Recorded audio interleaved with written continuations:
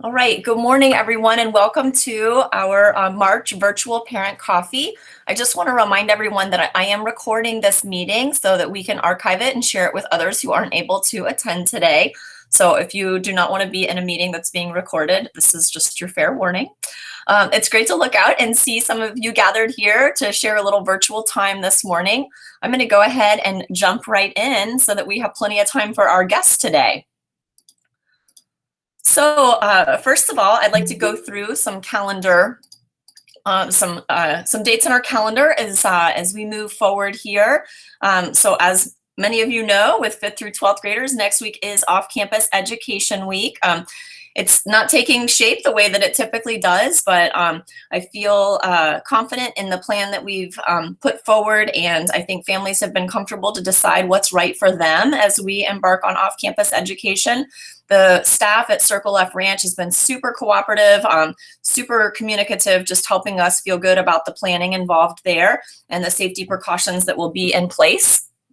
We will have a half day on March 12th. So for any middle schoolers back that day, or certainly our lower school, we'll have a half day dismissal. And then we'll head into our week of spring break.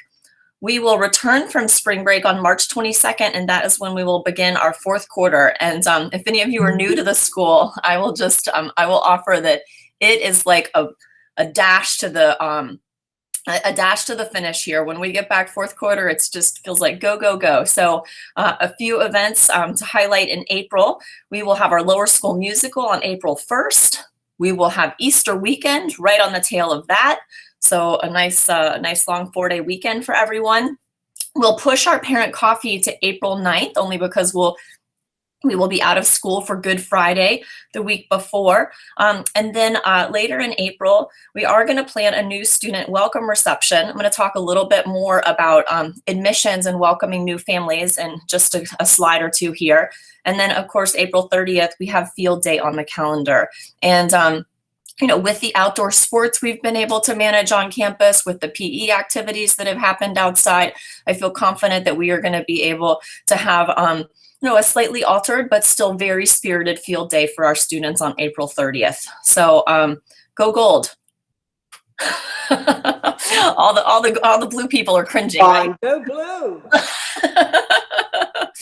Awesome. Okay.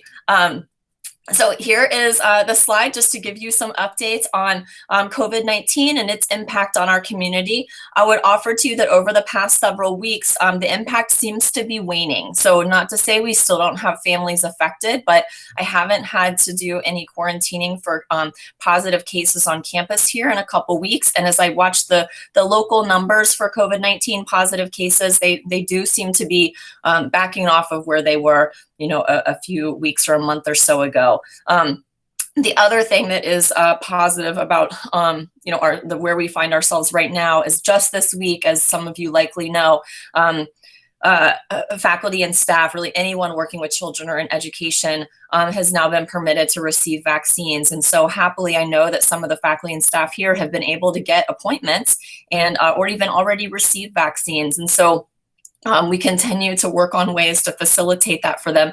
Nurse Candace has been in touch with the Martin County Department of Health and Cleveland Clinic, but quite honestly, I think people are having great success just going to CVS or Publix and getting in their queue.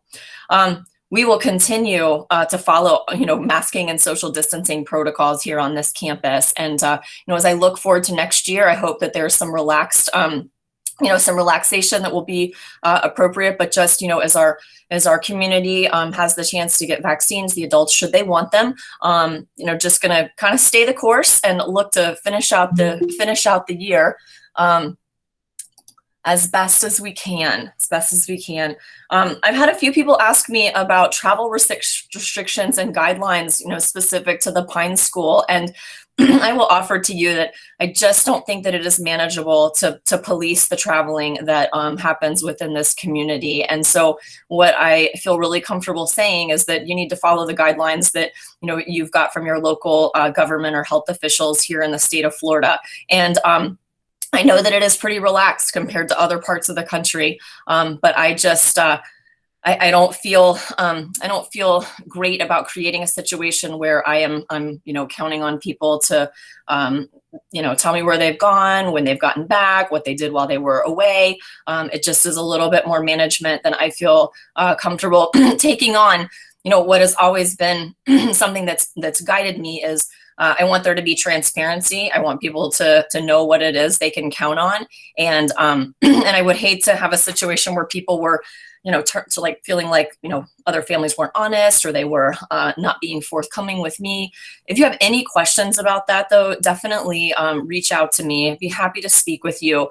And I guess what I would offer is, depending on your particular situation, there are a variety of activities that could be considered really risky when it comes to contracting COVID-19. And and I think to pick one or two of them and decide to regulate those, more specifically at Pine, it just in terms of energy and outcome, it's not something that I'm ready to do. But again, happy to speak with any of you about that if you've got other thoughts or suggestions. What I really appreciate is, that families have been thoughtful with their activities, and in some cases have traveled and then made the decision to participate in Pine at Home for a week or so and then return to campus. And of course, that is absolutely your prerogative to do. I'm going to move on to other updates. So I thought it would be really great for this group to see some news from our admission department. So as we look at national trends, it seems really appealing to people to move to areas like Florida. So I'm sure many of you have noticed families moving into your areas, or have friends who are relocating. Maybe they work for companies that are moving to the Florida area. We see the evidence of that in our admissions season. And so right now we have 146 applications that are submitted. Last year, this time it was 67. Just because an application is submitted doesn't mean that student will finish the application process. They still need to submit recommendations and grades and, go through MAP testing and an interview here at school. However, the number in the comparison to last year should give you some perspective on what that's like. And then last year, we've got 59 contracts that have been offered to students. Last year it was 37. And then we have 35 contracts already submitted. So that means, those families, those children have enrolled in the school for the coming year. And last year at this time it was 14. What's really great about giving you this update is it gives you some perspective on the interest here in Pine. And we just don't feel it in the way we typically would, because students are so used to seeing shadows. We love to welcome students who are considering Pine onto our campus and into our classrooms so they can really get a feel for our community and see if it would be a great fit for them. But that's not happening this year because of COVID-19. And so I think it's kind of, our students probably don't have the same excitement about new students coming in that we would normally expect them to have in the spring. So we are thinking really critically about how to onboard new families. We've got 35 families who already, students who are already looking forward to being here in the fall, and that's 5 months away. So what do we do now to make sure that we are welcoming those families and students? We are going to have an on-campus admission event after school on April 22nd. Some of you saw the parent volunteer form that went out from a few of our parents, Allison Meads, Molly Markulis, and then the development office, Tara Martin and John Boyer, are really trying to coordinate how we welcome parent volunteers into the community and match them up with things that are interesting to them. And I know that John and Tara will connect with those new families once we know their children are coming, and that will be a reach out point to see what they might like to do volunteer-wise at the school. And then I suspect that Beth Lettengarver and Carol D. Ankrum will work even sooner to match families up with their student ambassadors or family ambassadors. So again, those new families have some points of connection that they can they can check in with as we look forward to fall 2021. So just wanted to give you some news there. And then the other update I wanted to give you all was about the mission statement. So I'm hoping that some of you remember filling out that survey. The response was really awesome. We had 115 parents respond to our mission survey. And it was really cool to see the the verbiage, the language that parents coalesced behind that emerged as favorites for them. And in a couple of cases, it matched perfectly with what we heard from faculty, staff, and then also trustees. And so, what's great to know is that we have we have some points of agreement about what it is we're doing here at the Pine School, what our mission is. And so, really, really happy to get to a place where we'll be able to have a mission statement that's unique to us and that really describes our community in greater detail. The mission statement we have now, some of you might have heard me say before, it's over a decade old, and just, best practices, that's something that a school community wants to take out and, shake the dust off of and see if it doesn't need some updating. So this is the draft that the Joint Trustee Faculty Admin Committee has now. And again, this is based on survey feedback that we've gotten from probably close to 200 responses, which is really cool. The next thing that will happen with this draft is it'll be vetted and considered through different constituencies. And so parents, I would say, look forward to an invitation when we get back from spring break. If you have any interest in participating in a small focus group and giving some feedback, either positive or negative, about the mission statement and how you connect to it, that would be really great. But you can see the mission statement here on the screen in front of you. And again, this is a draft, so it's got the word draft behind it. Don't take this one to the bank, but hopefully, just because of the input we got on the front end, we're very close to a mission statement that we're all going to appreciate and be able to refer to here at the Pine School.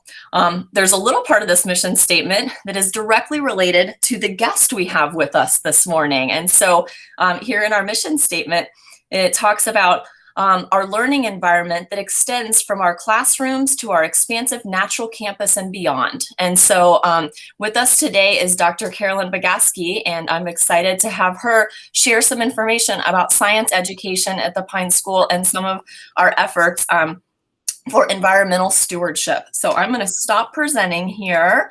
I'm going to stop presenting and turn things over to Carolyn.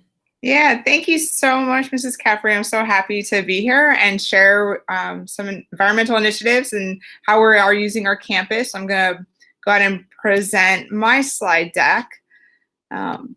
Just give me a quick second here. And it should be, yes, on your end. It's always a little tricky on the Google Meets when it presents and then, okay, awesome. I'm seeing some nods. Awesome. So yeah, I just wanted to take a few moments to talk about our environmental education at Pine, and then I'm certainly happy to answer any other questions you might have about what we're doing and how we're using this beautiful campus that I love so much. And so you are, I'm sure, aware that we are a Green School of Excellence, and in part of our environmental initiatives, you may remember, is we created an environmental education coordinator position that Tessie Kerslake was holding. And certainly when she transitioned out of Pine, we were sure to make a smooth transition to keeping that position going and keeping our environmental initiative strong. And so if you don't already know, Mrs. Justine Hoppick who has taken on that role, and she's serving as our environmental education coordinator and has jumped in, both feet running and ready to go. I just shared here her quote of her goal to continue our tradition as a Green School of Excellence and further develop our school's environmental initiatives. And that's exactly what she's doing. She's constantly reaching out to all of us faculty, certainly happy to help promote more and more green thinking. We like to say we bleed blue and gold, right? More gold than blue, maybe, I don't know. But we definitely have a heart that's green, and we are certainly caring for our environment and using our campus in a really wonderful way. And so to give you some highlights of those things across the divisions, and this is just a snapshot, there's so much more happening, but for sure in the lower school, we have the butterfly garden that we're maintaining. In fact, I just ordered some new seeds from Mrs. Hallowell, so that she found this amazing sale. She says, oh my gosh, there's these seeds. I said, of course, we're gonna get these seeds. Let's get our garden going more. We have our vegetable garden that is so enjoyable. We love watching our students harvest and then using that food and that nutritious food to have at lunch. It's such a wonderful tie. Mrs. Brownie is running our Trex Recycling, which, unfortunately with COVID, we've had to have more pre-packaging things, but we're so happy that we could still recycle these plastics and at least try to get some benefit to this new adaptation that we've had to take on with the COVID restrictions. In the middle school, of course, we have our environmental club that also continues on and picks up recycling, looks at, takes care of any markers that we're recycling and things that we're reusing there. They're also really helping to spread the awareness of composting in addition to paper recycling. And then in the upper school, we have our environmental prefect that those students are really, watching over everything that's going on campus-wide, really organizing cleanups, looking at ways that we can help protect our environment and do more. And then to that end, in the upper school, we have an honors environmental studies cohort class that I'll talk to you a little bit more about in a few slides. It's a class that I teach with one of my colleagues, Mr. Nat Osborne. And so as our restrictions are starting to open up, we're so excited that we can get out even beyond our campus as well. We do have some environmental trips coming up. You may know next week we have the 11th graders that are in that cohort class that I co-teach. We're going to Jonathan Dickinson to go on a canoeing trip / visiting the Trapper Nelson site. We're really hoping that we can catch a manatee or two in the wild. If the weather cools down just a little bit more, we might be lucky and that might happen. 6th grade will also be visiting Jonathan Dickinson at a point next week, and they're doing a hiking exploration trip. And I'm also taking freshmen to the Science Center in West Palm Beach, which that trip is more looking at the Real Bodies exhibit, but there is always an environmental component that is also there at the Science Center. And I always look for any which way I can incorporate the environment in everything that we're doing and looking at those environmental studies. And so a couple of examples in, using this wonderful campus. Mrs. Hausman has this really amazing orienteering course that she does with her students, which I love. It's just a great way to incorporate math skills and nature. And she's set up orienteering targets across campus, and she'll have them go out and navigate that course. We've had Dr. Martino, his course in science methods and practice. He actually has taken students out to do campus mapping, do a overview of what invasive species we have, do some removal and getting rid of some of these invasive species, really helping to protect and preserve our natural wildlife that we have here on campus. And also in my cohort class, we've done a lot of joining in with that effort as well. We've certainly visited the trails numerous times. We have had game cams out to kind of see what wildlife is lurking on campus. I tell you, we have some really fat raccoons on campus. You can imagine, because there's a plentiful food source for them lurking around. And so onto that course. It's a really amazing course that I've really enjoyed. This is the first year we've offered it in the upper school, and it's a joint course, like I said, with Mr. Osborne, who's the chair of the history department, and it's combining environmental history, Florida specifically, Florida environmental history and Florida ecology. And so he gets to teach the historical pieces of it. I get to teach the ecological pieces of it, and it's just this really wonderful mesh of history and science, and the kids are really hands-on. They're really enjoying what we're doing. The obvious piece on our campus is looking at Banner Lake specifically, and we've have been taking ongoing measurements to look at levels of Banner Lake, looking at dissolved oxygen levels in Banner Lake, looking at how much phosphates there, nitrates there, what could be causing that. We certainly have seen a decrease in nitrates, which we expected coming out of COVID, with the use of less fertilizers on the golf course that is nearby, and with less and less interaction with people. We've seen a change in the ecology of the lake there. We talk a lot about water scarcity and preserving water and water conservation. We love the fact that on campus we have all these refillable water stations, which I'm looking around every time and I'm seeing them in the 14,000, 15,000 range. The numbers are really adding up, and all these plastic bottles that we've saved just by using these refillable stations. And so we've also been maintaining the rainwater barrels that we have on campus. We're actually in the midst of improving them to add even more irrigation from them along the south side of the campus where the south stairs are. And the other project that we really have going that is, I think, a really phenomenal, fascinating project that we're working on is this manatee project that really is going to bring a lot of environmental awareness for everyone. As soon as they see the outcome of this project, it's just, you can't help but think about nature. And so what this project is entailing is we are working with Florida Fish and Wildlife to obtain a manatee carcass that we are defleshing and cleaning out and retrieving the skeleton so that we can then preserve it. And we're going to reconstruct and articulate that skeleton and hang it for display. And with manatees being a threatened species, and it's a big cue, a visual cue of protecting our environment and protecting these wonderful creatures. Unfortunately, we thought at this point we would actually be in the midst of taking on and assembling this skeleton, but there has been an uptick in manatee mortality recently. There's, of course, boat collisions is one that has always happened, but with COVID and more people using boating activities as a whole, as a means of entertainment, that has caused an uptick in manatee mortality.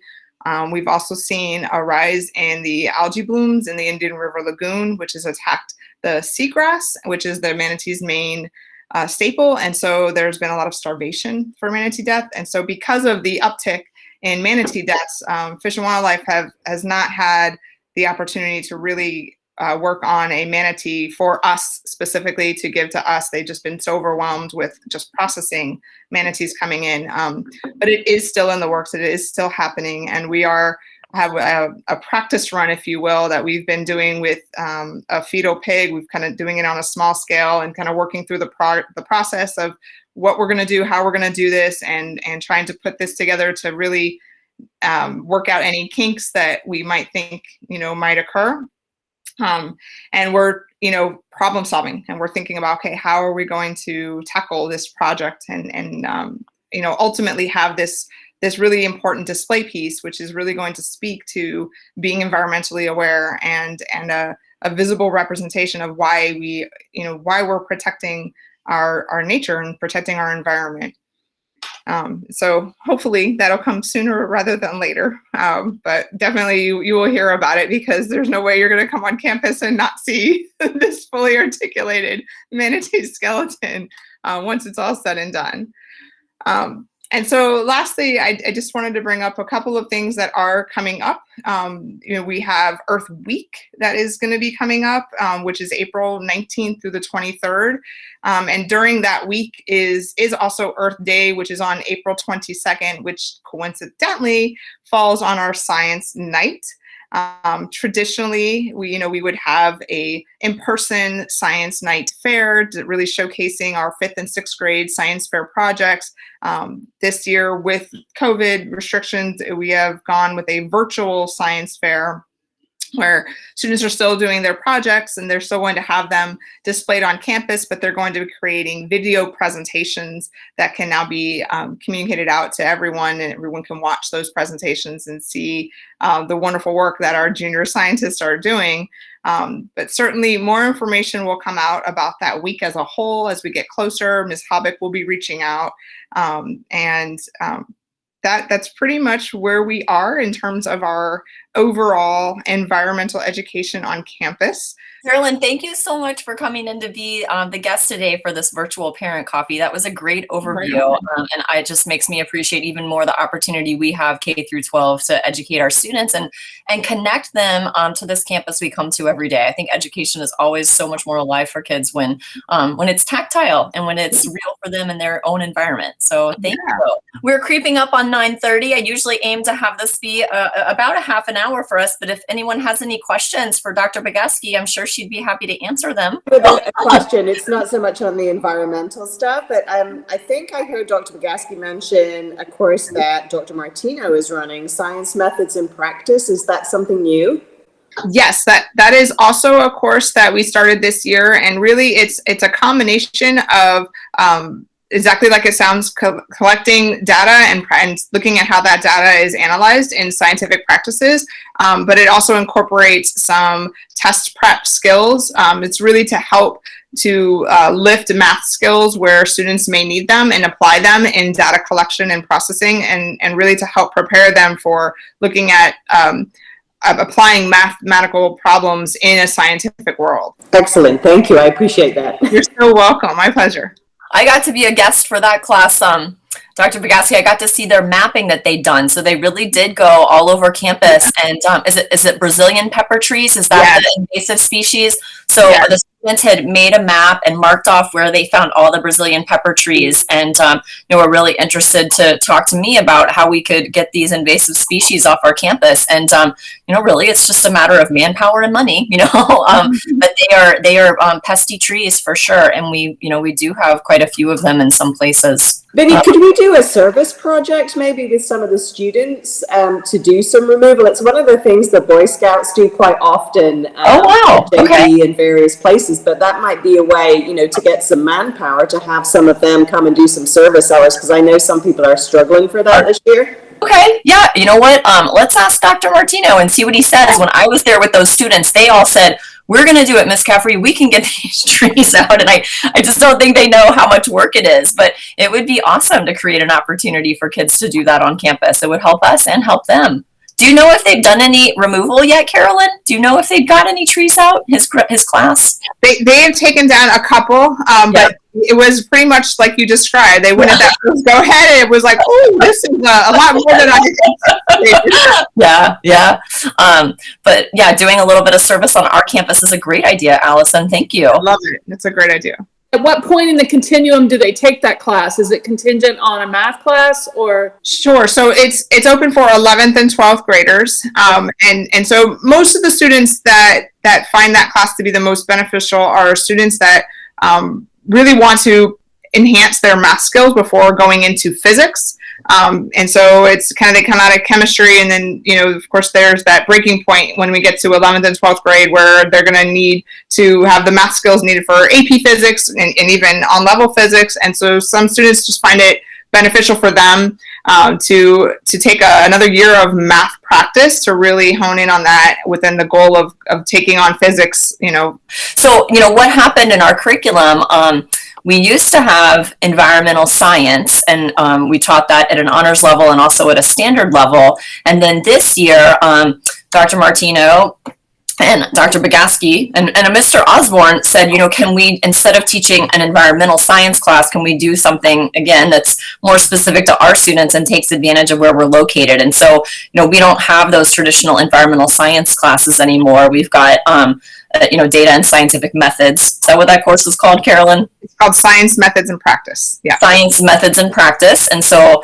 that, again, as Dr. Bogaski said, is a great course for kids who just need one more year of math before they go on to take physics, and then also, want a little bit of that data analysis practice in the context of physics. It can really help them out with the science portion of their ACT.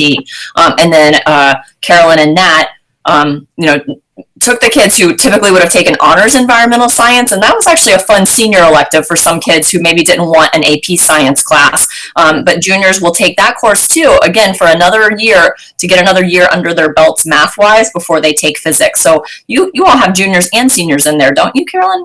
We do. It's pretty much split. Yeah. And so with with that course, Carolyn and Nat were able to make it, certainly still an environmental science bent to it, but it's specific to Florida, and it's also woven in with the history. And so I just love that we've got a course that students can take here, and it's happening in a unique way for them because of where the school is located and because of where our campus is. Well, I'm going to stop recording